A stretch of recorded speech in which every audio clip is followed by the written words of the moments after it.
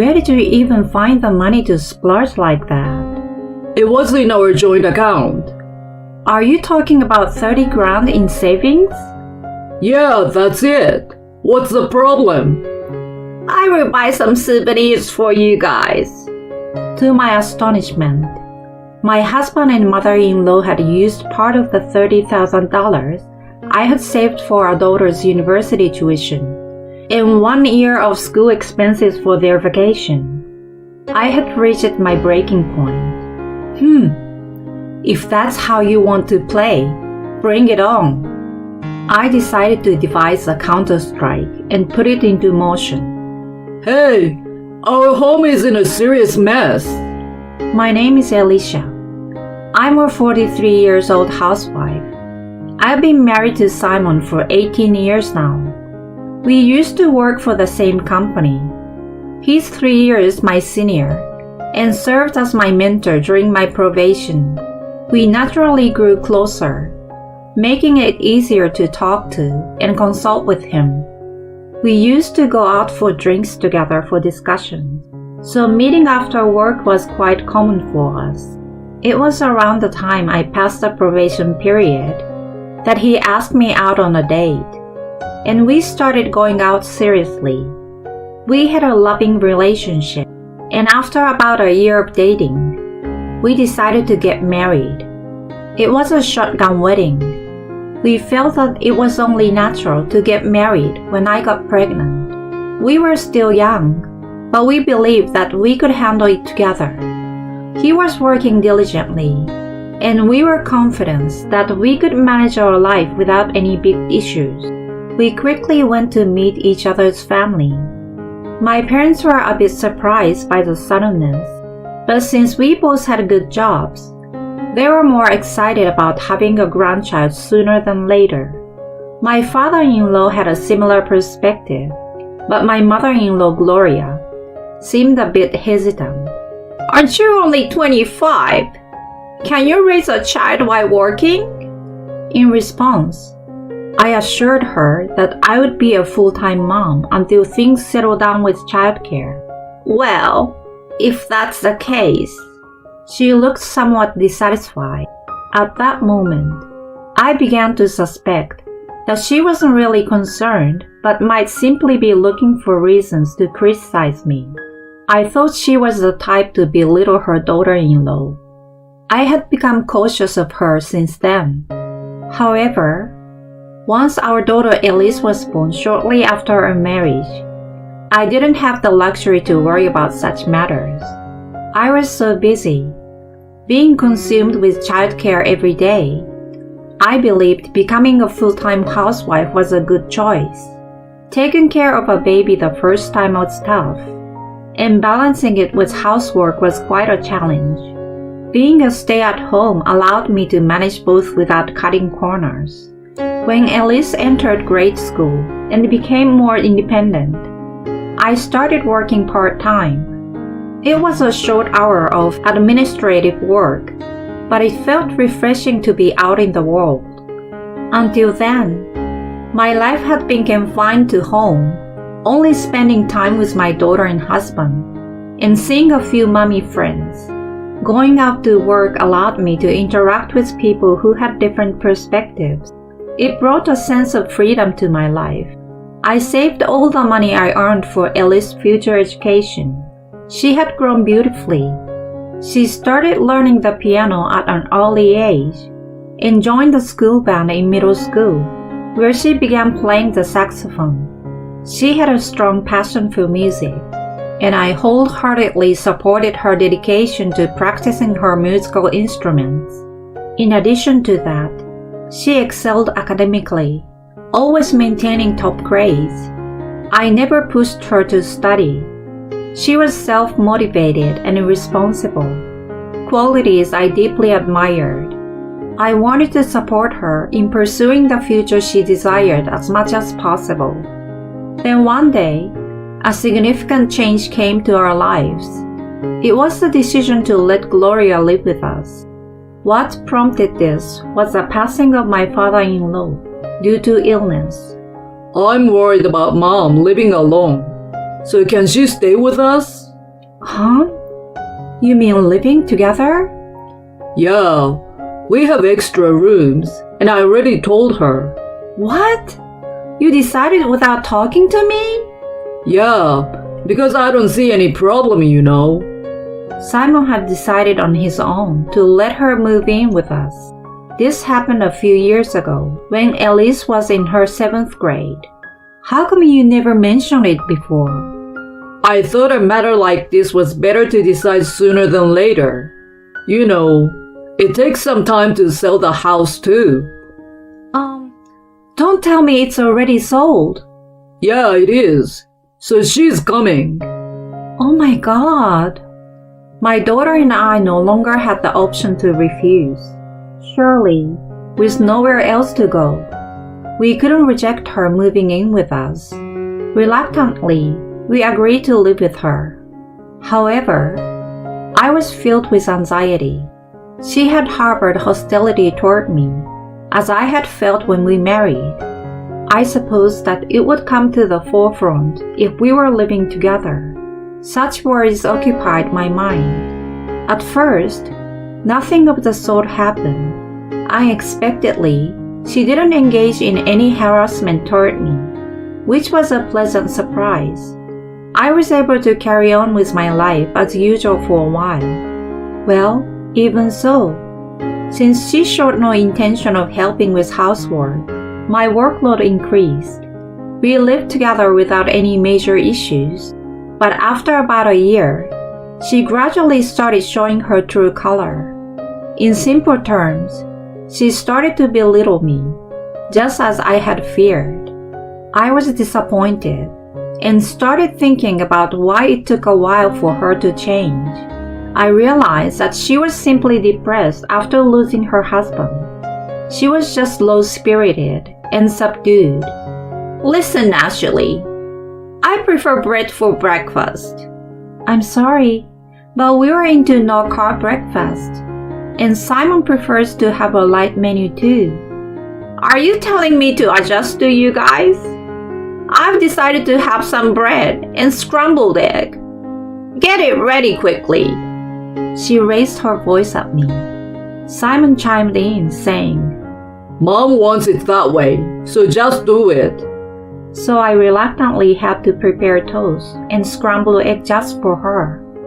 Moreover, she was extremely picky about the doneness of the eggs. Oh, this is overcooked and too hard. I prefer it a little runny.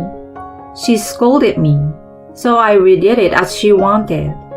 But then, I was scolded again. Why are you making me eat something so undercooked? Are you trying to give me a stomachache by making me eat raw eggs? She accused me like I was intentionally trying to harm her. I was getting fed up with being scolded like that every morning. Simon never defended me and always sided with her. What I realized at that point was that she was quite a mama's boy. I would have assumed that husbands protect their wives, but in his case, he was consistently on her side and blamed me. Make sure you give her what she wants.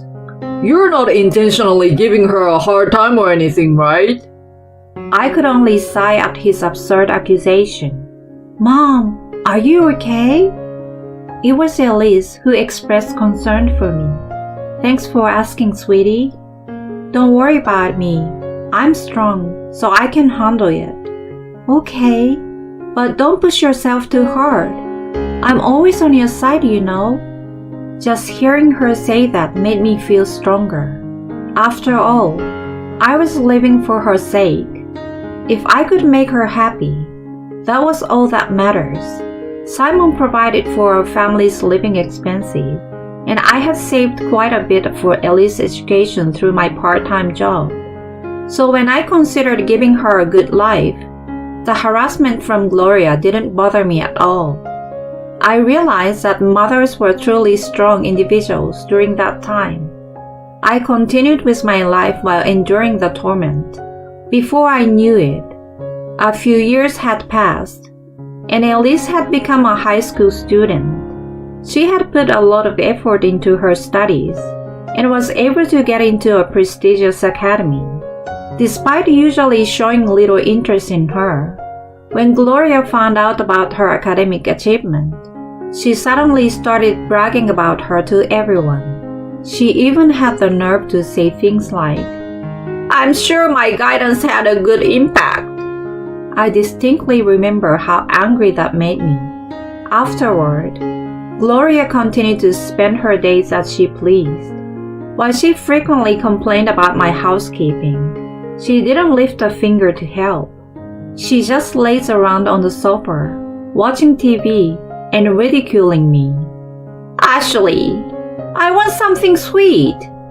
"Oh, well, there's pudding in the fridge." "Don't you think you should ask what I want first? You really lack common sense, you know." "So, Gloria, what would you like to eat?" "I'm craving eclairs. Not the ones from the corner bakery, but the ones from that popular patisserie." She meant she wanted me to go and buy them. Since it was more trouble to resist, I reluctantly went out to get what she wanted. She ate them with satisfaction and then went back to lying on the sofa. I wondered if she had nothing else to do except boss me around. She also caused trouble for Elise. It happened during the crucial last year of high school when she was preparing for the SAT. "There it is! Good job! You got it!" Gloria lay on the living room sofa, watching a baseball game and making a lot of noise. Despite Elise studying in her room, she was so noisy that I finally had to speak up. "Gloria, Elise is studying, so could you please keep it down?" When I reprimanded her, she wore a very dissatisfied expression. "Why should I have to be considerate of my granddaughter?" "We live together, so it's important to be considerate of each other, don't you think?" "In that case, you should allow me to indulge in my passion for baseball." "Oh yes, that was a great hit.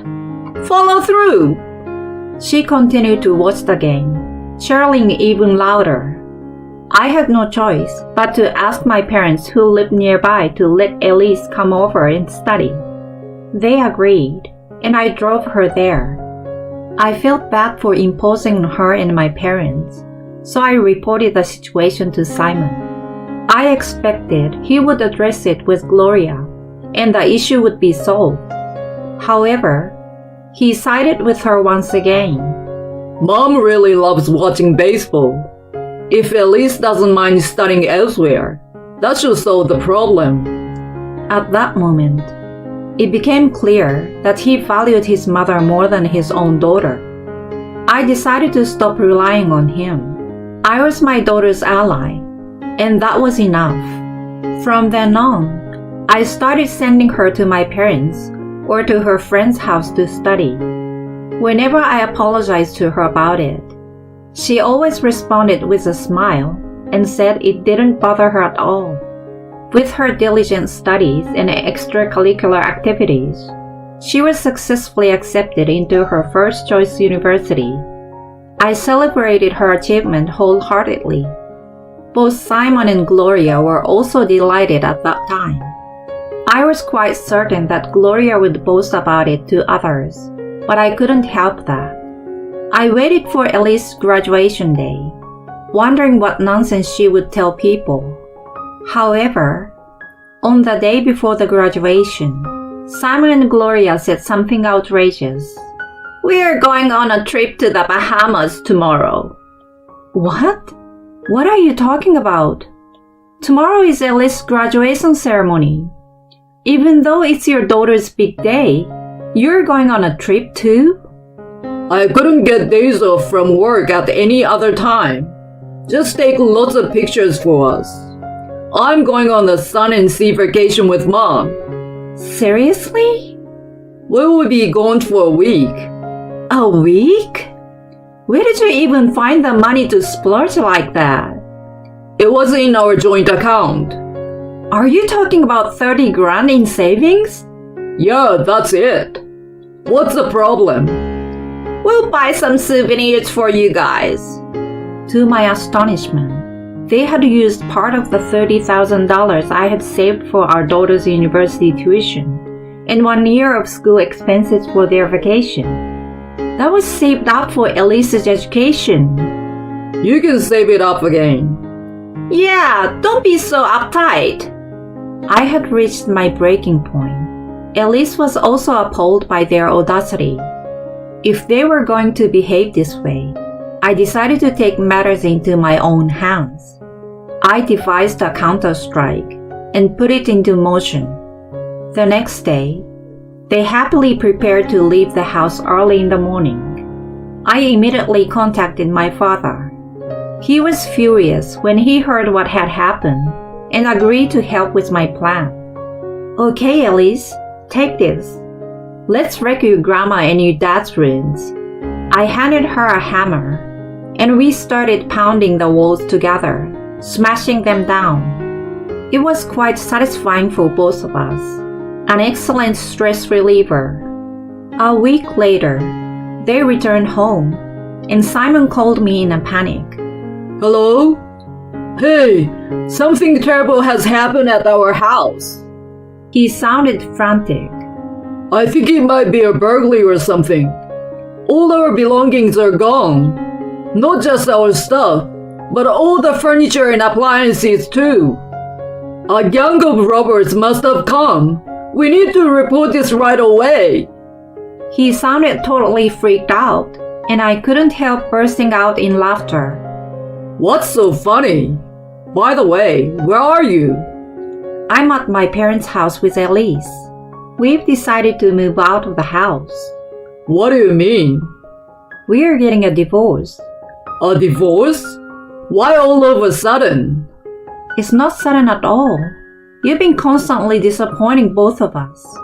Plus, you used Elise's university funds for a trip without asking. There's no way I can continue our marriage with such a terrible husband, you know. Hold on. Did you guys destroy our rooms? Yeah, it felt so satisfying. You've got to be kidding me. Do you think you can get away with something like this? Where's our stuff anyway? They're at your brother's place.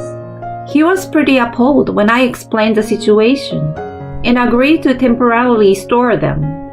What the heck have you done? Do you even realize what you're doing?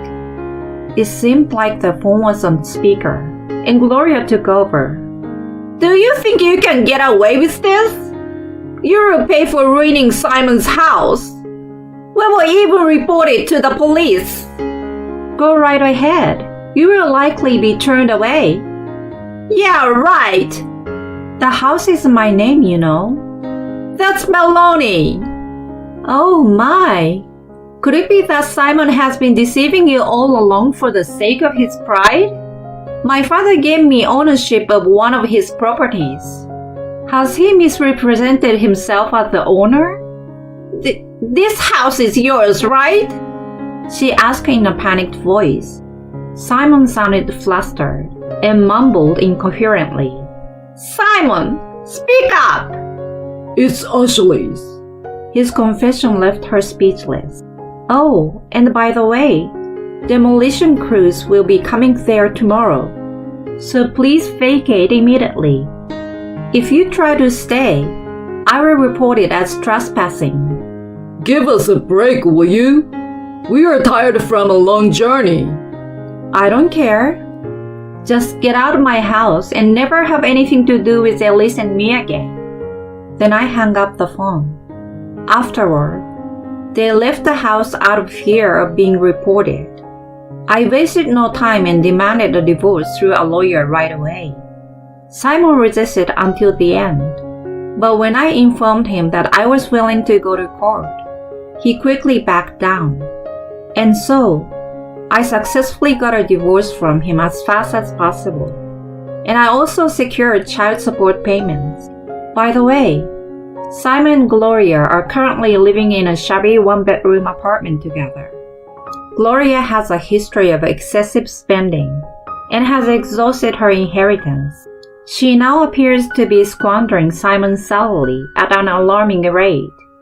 I receive messages from him asking for help, but I just ghost him. On the other hand, Elise and I moved in with my parents for the time being. I'm still pursuing a claim for the money that was used without permission. The initial university tuition fee and the first year's expense are covered by my parents. I consider this as a loan, and I plan to work full-time to gradually repay them. Moving forward, I intend to prioritize my daughter and strive to live my life to the fullest.